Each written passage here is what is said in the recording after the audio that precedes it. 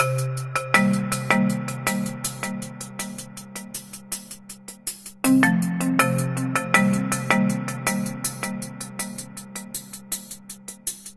name is Connor Murphy. I'm here with Devin King. We're two of the geniuses here at Fields BMW Winter Park.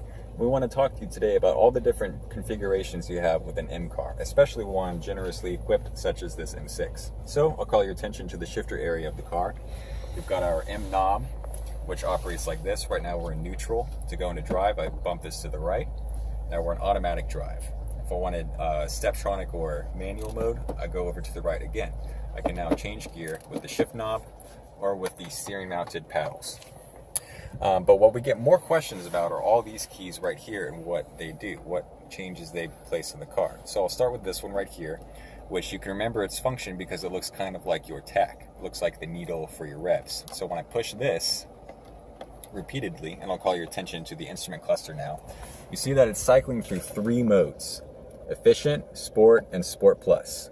Now, of course, efficient is the most toned out version of a throttle response. That's what this is doing, is it's changing your throttle response. So, in neutral, in Sport Plus, it's a very sharp response. If I'm in efficient, this would be like the grocery getting mode. You see how the needle is much more soft? And again, Sport Plus, way sharper. So if you're in a parking lot at Publix and you're in Sport Plus, it's probably going to be uncomfortable. Now back to the other settings. This one right here, hard to describe, but it's supposed to be a picture of a coilover, a strut with a spring. This changes just that, the electric controlled struts all around the car, all 4 of them. Again, to the instrument cluster, we've got Comfort, Sport, and Sport Plus. Comfort is the softest suspension, so it's going to have a little bit more travel. It's going to smooth out the road. Sport is going to be tighter, and Sport Plus is going to grant the best communication of the front and rear axles and what they're experiencing in regards to the road. The final button, well, not the final, but the second to last, is this one, which looks just like a steering wheel. Simple to explain enough. Back to the instrument cluster, we've got our familiar Comfort, Sport, and Sport Plus modes. Comfort is going to be the most steering assist, so that means the effort required is going to be the least out of all of them. Sport is going to be tighter, and Sport Plus is going to be the least amount of steering assist with the greatest feedback in your hands about the front axle. Now this last switch right here looks kind of like a histogram or a bar graph of sorts. What this one is going to do is change your shift points. So in gear, gear 1, you see these 3 bars just like on that key. This changes the transmission programming. So at 1, we're going to have the quote-unquote softest transmission setting. It's going to take the longest amount of time to change up from 1 into 2, which is going to result in a softer, smoother shift. Now as I go from 2 to 3, we're going to have the most rapid shifts possible. This has a dual clutch transmission, which is capable of instantaneous shifts in milliseconds. Shift that quick is going to be a little uncomfortable if you're not in a track right pedal to the floor type setting. So that's what these settings do. Now the final part of this lesson is on the steering wheel. We've got these 2 keys here, M1 and M2.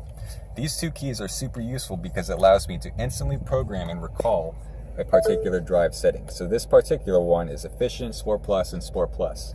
So a smoothed out throttle response with a sporty ride. And you have the M2 button for your second program. So maybe I wanted it to be the most comfortable setting. This is the grocery getting mode. I'm going to save it to M2, just like that. And it says M2 here in the instrument cluster to show you what mode you're in. Now the final part of this lesson, I think I've said that twice by now, but I really mean it this time, is this key right here. This is something important that I bring up with every M customer. This controls your traction control. So this has DSC, which is dynamic stability control, on at all times by default. If I push it once, you see MDM in the instrument cluster. The other cars say DTC, but on an M car, it has M dynamic mode, which is a step above dynamic traction control. It imparts that slippery road feel, which allows you to kind of kick out that back end for some lateral acceleration, but it doesn't let you get too crazy.